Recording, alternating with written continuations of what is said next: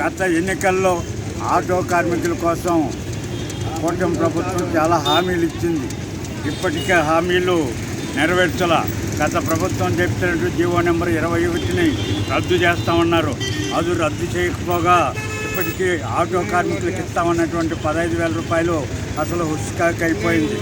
అలాగే మహిళలకు ఫ్రీ బస్సును, ఉచిత బస్సును ప్రవేశపెడుతున్నారు. రేపు ఉచిత బస్సులు వస్తే ప్రయాణికులంతా బస్సులు ఎక్కేస్తే ఆటో కార్మికులు పరిస్థితి రోడ్డున పడతారు ఆటో కార్మికులు.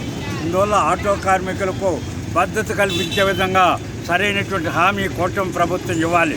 ఇవన్నీ ఆటో కార్మికుల డిమాండ్కు, ఆటో కార్మికులకు, మోటారు కార్మికులకు ప్రత్యేకంగా ఒక బోర్డును ఏర్పాటు చేసి వాళ్ళ సమస్యల పరిష్కారం కోసం రాష్ట్ర ప్రభుత్వం కృషి చేయాలని కోరుతున్నాం.